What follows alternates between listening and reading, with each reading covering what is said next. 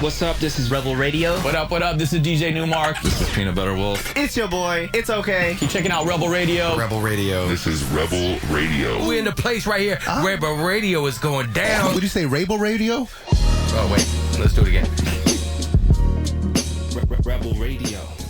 Hey, what's up, Rebels? Welcome back to Rebel Radio. We're coming at you this week with the first of 3 episodes recorded live on the field at Coachella. We were at Coachella weekend 2 and scored some press passes.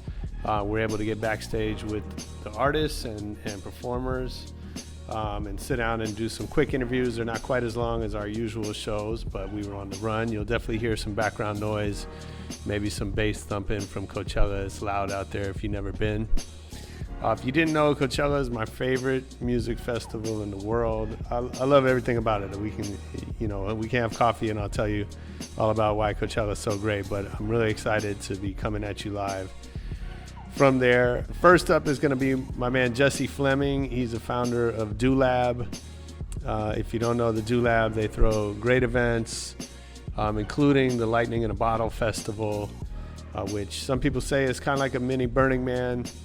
I don't know if that's true or not, but I have a feeling it's a great one. And they also do the DoLab stage at Coachella, which is one of my favorite parts of the Coachella Festival. It's just a great vibe, great music, and a really cool place to be. Jesse's got some great lessons. Did I say great enough? He's got some cool lessons from backstage at the DoLab stage, talking about just doing it for the love, how he and his 2 brothers got started, really just trying to do something that they were passionate about and really built an amazing business for themselves.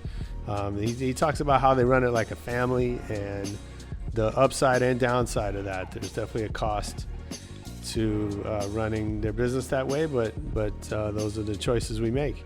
And he kind of tells us what it's like to question the mission, that his company gets more successful every year, and his brothers and he got to keep figuring out if that's what they want to do. Really good stuff in this episode. I'm so happy with the way it came out. For now, let's get into this interview with Jesse Flemming.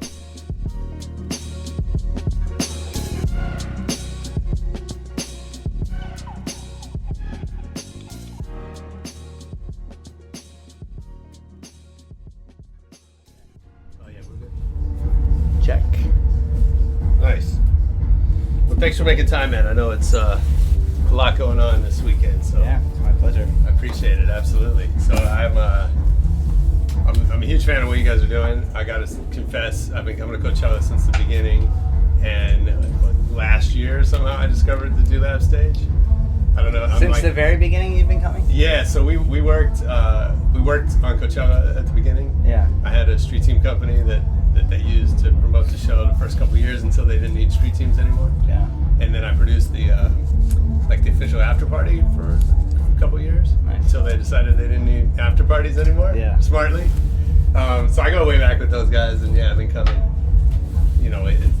I bring the family now. It's my son's 5th Coachella. Wow. Nice. So somehow I missed the DoLab stage. I don't know where you've been if you missed it, because it was smack dab in the middle for 10 years. I'm embarrassed to say, but I had a great time. I came with Lay Youth and hung out with him, nice. Cool. And loved it. And now, I'll bring my son later. Yeah, how old is he? And he's 7. 7. And cool. I'm sure he'll love it. Yeah, totally. But I think what you guys are doing is awesome, and I have friends that go to Lightning in a Bottle every year and love it, and clearly you're building, something special. So I always like to get into just a little bit about kind of how you got to this point, and what was the what led you into this business in the first place? For us, I think it was, we just wanted to create things. We woke up every day and we're like, what can we create? And my twin brother Josh always had a lot of crazy design ideas for sculptures and installations and things. And we would just rally ourselves and rally our friends and be like, let's just go build this stuff. So the whole business was kind of formed around creating an opportunity for us to just do what we want, which is just create and build. That's so cool. Just the passion taken you down? We've gone down a million paths. I mean, in the very beginning, the business really had no vision. We didn't really know what we did. So we would do lighting jobs and decor jobs, and we would do odds and ends and random things. Anything to get a couple bucks to help So pay you our didn't set bills out and to stuff. create a music festival? No, we never, we started doing lightning in a bottle maybe 15 years ago as a birthday party, and it was only 150 people. But at the time, nobody imagined it would become what it is. We never thought it was going to be a big music festival. And it wasn't even the goal. It was just, we were just doing it for fun. We love to do it with our friends. Was there a point where the three of you kind of realized that this is your business and you're that you can make a living doing this? I mean, I remember at one moment when Josh and I, my twin, were standing on this field here at Coachella. I've been to every single Coachella except for the first one also. So, before we started doing the DoLab thing, we stood on this field and we were like, we could do this. Like, this is what we could be doing with our lives. And we kind of like just committed at that moment. Yeah. We were like, this is what we want to do. And I think from there, it just, subconsciously started to unfold and happen. It wasn't like we didn't make a game plan and start to make it happen. Everything we've done has always been like this organic growth process. There was never a plan. There's still no real plan. Like, okay, what are we going to do next year? Yeah. There's no 2 years or 3 years. Right. We're so busy in the now trying to just get through what we've bit off that we don't think that far ahead. But it's been an organic growth process, and we're just kind of, every day we do what we feel like is the right thing to do, and this is kind of where it's led. Yeah. So That's what an amazing way to do it. yeah, I mean, there is no, what we do specifically, there's no path you can follow. Right. There's nobody else that's doing it that we can really look up to. Yeah. There's event promoters and festival promoters, but the combination of the art and the structures and the performance and the workshops and everything else that we kind of do, we're kind of paving that way. So we've been carving that path ourselves and just trying to figure it out as we go along. I mean, it's cool to hear you say that. My guest last week actually was Kevin Lyman, who's the founder of Warped Tour, and I'm a huge fan of his and what he's built. And I asked him something about, he was talking about how the festival, he called it festival bubble, right? There's just so many festivals going on right now. And I asked him, what did he wish that all these young festival promoters knew?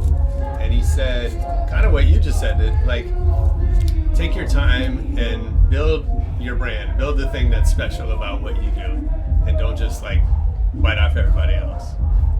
Yeah, I mean, we're seeing it now, and we're flattered. It's cool to see a lot of smaller events kind of use our formula. Sure. And we're constantly trying to change so we don't look like everything else that's popping up. Yeah.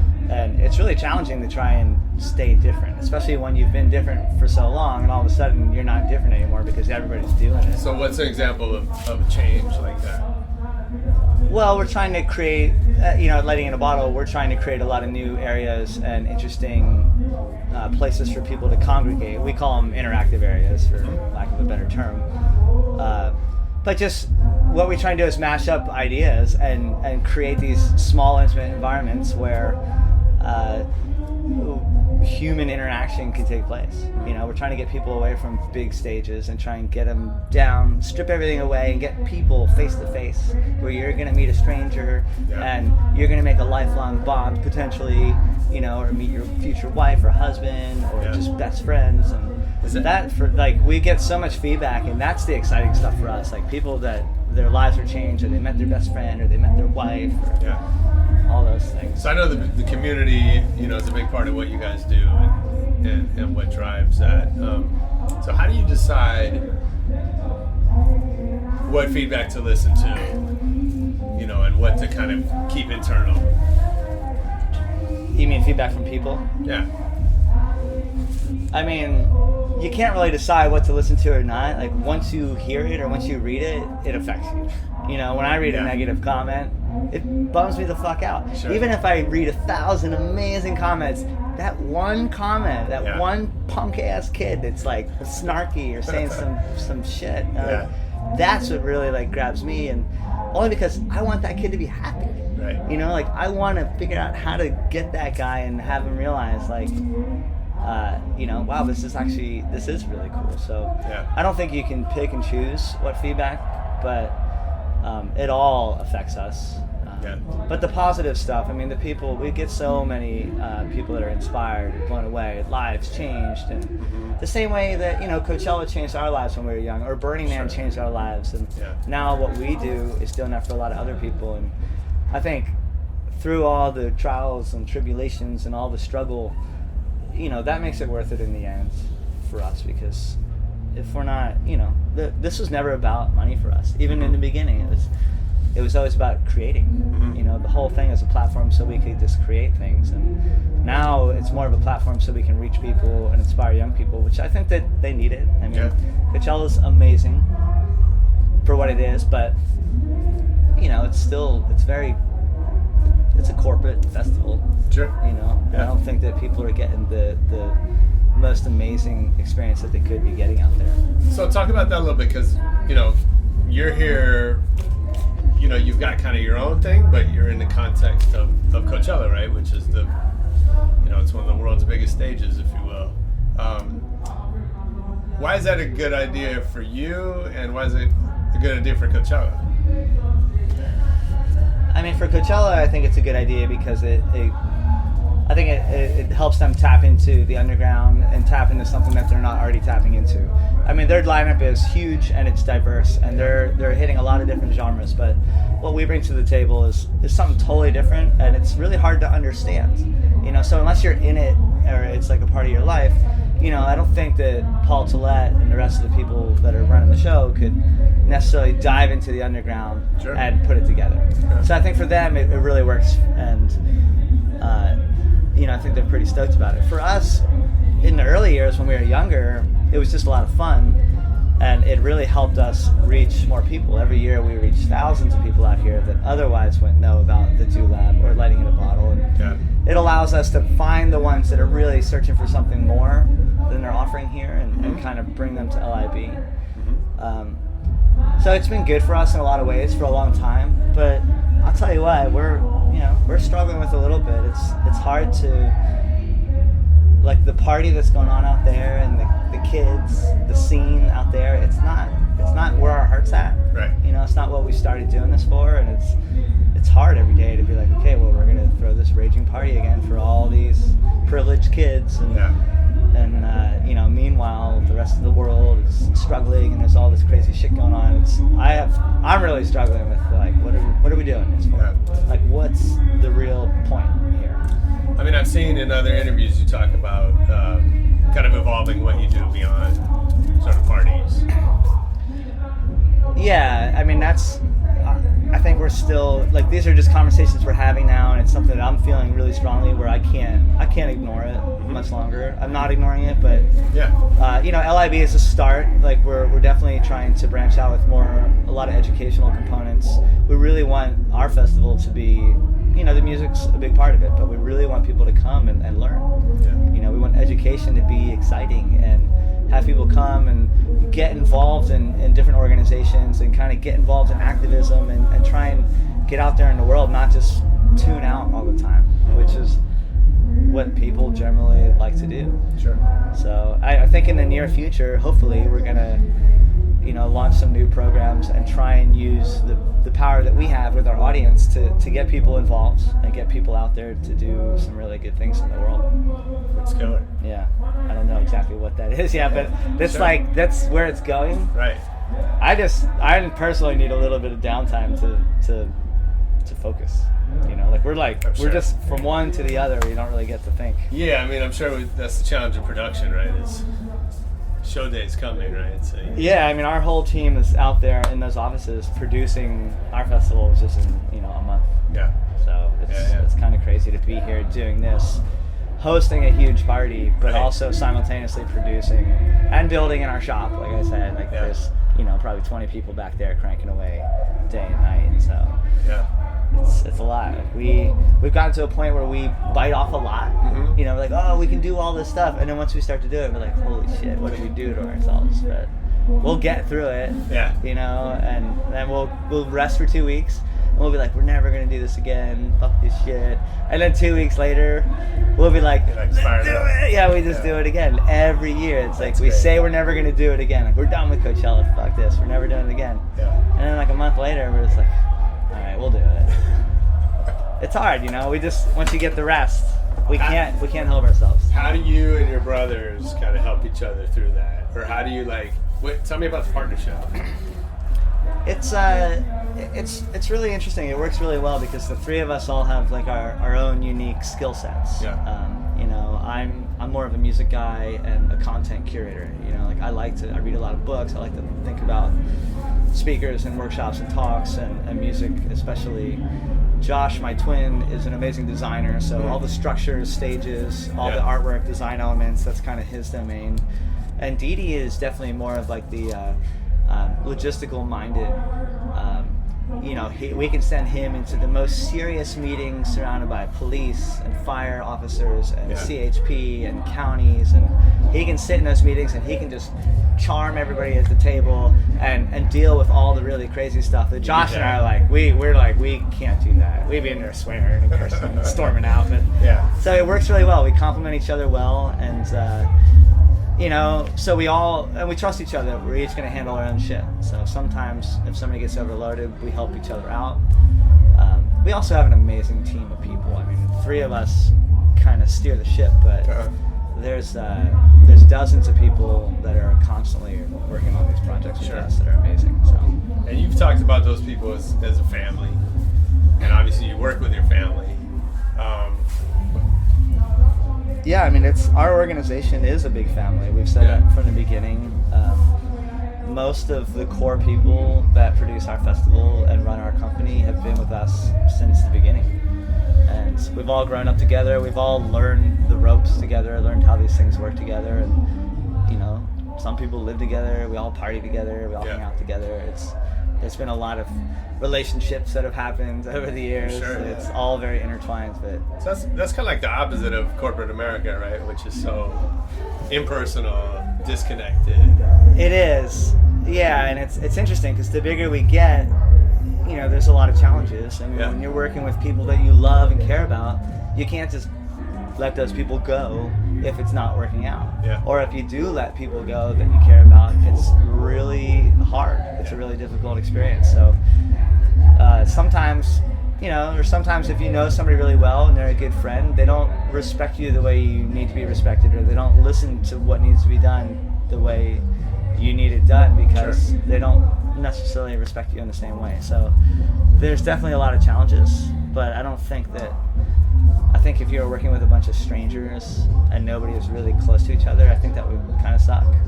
So I like the way we're doing it. Nice. And so you're saying you're more of the curator, and I know you're kind of focused on the programming. Yeah, I used to book all the music. Now I'm slowly starting to pass it off to a team of people. Oh, cool. Just so I can focus on, you know, the future and new things. And then I don't book everything else, but I build the teams that do all the curating, booking, and I work with them and kind of oversee it all. So content curation is kind of my specialty. So what makes you good at that? What makes me good at it? Yeah. I mean, I don't know if I am good at it, but I like to think that I try and put myself in the shoes of a lot of people. Like, I have my opinion. A lot of people are like, okay, well, that lineup sucks. I'm like, okay, maybe it sucks for you, but can you put yourself in the shoes of 25,000 other people? And can you think about how it can be well balanced, something for everybody, like a little bit here, a little bit there. So for me, I feel like I'm really good at that, putting myself in other people's shoes and trying to understand like what they would like and where they're coming from.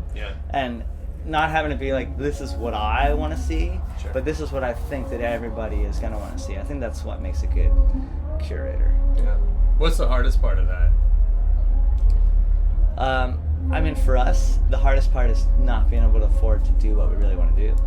You know, especially when it comes to speakers and workshops. You know, like we want to get all these great authors and people to come in, but big authors get $100,000 to come speak, or $50,000, and that's like our entire budget, you know, for some projects. So that's challenging. Like I wish money wasn't a factor. and then we could really curate the most amazing show in the world. And but money, unfortunately, is a factor. It's annoying. It gets in the way of everything. Like, we want to build all these great structures, and once you start to tally up what it costs, it's hundreds and hundreds of thousands of dollars. And we're like, well, shit, we really want to do this, but does it make sense to spend all this money? Will people appreciate it? Do people appreciate that structure out there? Yeah. Like, they come in and they rage, but did they really appreciate the amount of work that went into it? I don't know. So that's like the dilemma of the creative, right? Is like, you know, these guys, you know, that make music, like they sweat over the, you know, the tone of the hi-hat, right? Yeah. In the studio for hours, and then it's like a bunch of drunk or whatever people that just, you know, they're not paying attention to that level of detail, right? So it's the same thing, right? Yeah. But I think some people would argue, like, people don't consciously process all of that, but it still affects the experience. Absolutely. I mean, and that's kind of been our whole motto from the very beginning. It's like, it's all about the details. Like, we've always focused on the details and really buttoning things up and making sure everything's super dialed. So yeah, they don't know they're appreciating it, but they are. It's part of the grand scheme. Yeah. But it'd be nice if, you know, somebody be like, hey man, the holes you drilled in that huge beam are spot on, you know? Totally. That's not gonna happen. No, I'm sure it's not.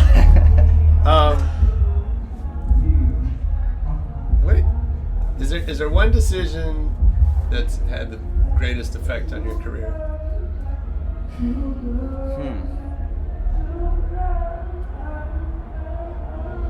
One decision. I don't know. I mean, I can't think of one decision that has, but it's weird that you ask that because I feel like that one decision might be coming still. You know? Yeah. Like, I feel like there's going to be a shift soon because we're all, like I said earlier, like we're at a place where something needs to change for us. Like, we can't, we're almost 40 now. This is our 13th Coachella building out here. Yeah. You know, like, we've been throwing this party for 13 years. You just can't keep doing it. You know, It's like, we know we can do it. We're really good at it. It's not exciting to us anymore. Now I feel I want to have you back on in a year to see what that decision. Yeah, I mean, maybe that'll happen. I personally, and like, I feel like my brother's in the same place, but I think we want to shift our focus. Like, we'll continue to do this, but I think we want to shift our focus to reaching more people in a way that's not in a party atmosphere, but something that can really be like a contribution to the world. Yeah. So. But I don't know what that decision is. I need to go on vacation and like, think about it. Yeah. Do you take a break after Lightning in a Bottle? After LIB, yeah. This year our schedule has us fairly open for June and July, so we're hoping to rest and take some time off before we figure out what's next for us. But that one decision question, I got to think about that. All right. That's really interesting. Yeah, you know, let me know when you figure it out, and we'll have you back on. I know that they say that, you know, you only make one or two decisions in your life that are like, you know, key decisions. Yeah. I know for me personally in my life, when I was 19, I dropped out of college and I moved here to California. Moving to California was by far the decision that's the best decision I've ever made. Yeah.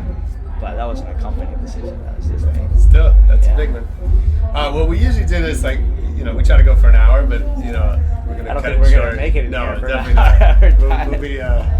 We'll be dehydrated by then. So I just have a couple of last, like, speed questions that we like to do. And one, since you're a reader, what's the last great book? The last great book that I read, and I'm reading the sequel right now, but it's called Sapiens, and it's by Yuval Harari. Okay. And he's a professor, I forget where, but it's basically about the evolution of humanity and how we've come to be where we are now. Cool. And it covers everything from language and religion and money. Yeah. All the way up to the present time, and the sequel, which I actually just started this week, I can't wait to finish it, is it's kind of about the future and where humans are going. Interesting. And we're kind of like, we're just racing blindly into the unknown. Technology changes so fast. Yeah. We don't really know where we're going in 50 years. Nobody can predict what's going to be going on. So I highly recommend it. it blew my mind. It changed my perspective on the world. Nice. I've been buying it for people and just sending it to people. Like, it's exactly the book. So. Nice. We'll check it out. Yeah. So if I worked at DoLab, what is something I would hear you say over and over? Cut it in half, divide it by 3. That's what I say to people when we're talking about budgets. Everybody always wants to spend money. They're like, well, what can we do here? I was like, cut it in half, divide it by 3. That's my quote. Nice. That's a good one. And then, do you have a favorite DJ? A favorite DJ? Man, I listen to so much music. That's a tough one. What about favorite live? Like someone that's you've seen play live? Lately, I've been listening a lot to an artist called Monolink. Okay. From Germany. Cool. It's kind of live house music, techno. It's like folk techno. Uh-huh. I've been really digging that lately. But yeah, I'm all over the place, really. But it's hard to pick a favorite. People ask me all the time, and I draw blanks. I'm sure. Yeah. Yeah. It's a tough one. Well, you spend so much time immersed in music. I'm sure it's got to be hard to pick one out. It is hard. I'm actually taking a little break right now. I'm trying to just cleanse my palate. I've been listening to podcasts, which I just recently got into. Nice. What's any favorite podcast? I mean, I've been listening to the daily, just news ones, because it's nice to just catch up. My drive to work is like a perfect 22 minutes. Oh yeah. So I get like a quick little. Right on. But yeah, what's a good podcast I should listen to? I really like How I Built This. Oh yeah, I love that one. The Richard Branson is stellar. Yeah, I read his book. It's pretty inspiring. Yeah. With those guys like Richard Branson, Elon Musk, those guys. I don't know how. I mean, we're just trying to run our little business here. You know what I mean? Sure. And it stresses me the fuck out, and I'm like, I want to quit. I don't know how those guys run those huge. I mean, multiple businesses at the scale they're running them. It blows my mind. It's unbelievable. So what was cool to me about the Branson one is he started out like we did, right? Like he was telling, he had the story about driving across the border with records in his trunk, and he got arrested. Like he was just a kid, like starting it out, and because you see him on TV, and he's this larger than life character. He's got his own island and all this shit, and he bought for like a couple $100,000. It's crazy. But you know what I mean? You don't think of him as a dude who's like smuggling records in his trunk and just trying to figure it out as he goes. But that's who he was. I mean, most people that have built anything big started out with nothing. Absolutely. Yeah. It's pretty crazy. Yeah. I don't know where all this could go. That's what I'm constantly thinking about. Like, we have something going. Clearly there's something going on here. So like, what's the potential? Like, yeah, we could milk the fuck out of it and we could make a fortune by just branding everything and doing that whole thing, but that's not really what we want to do with it. So it's like, where do we find the balance between LIB and Coachella? Like, Coachella is too far to one direction. Mm-hmm. LIB's, I don't think it's too far in the other direction, but I feel like a happy balance in the middle is what we got to find. But I don't know, it's really challenging. Well, it sounds like you have a lot of people that will support kind of wherever you go. I think so. Yeah. Awesome. Thanks, man. I appreciate your time during this crazy week. That was great.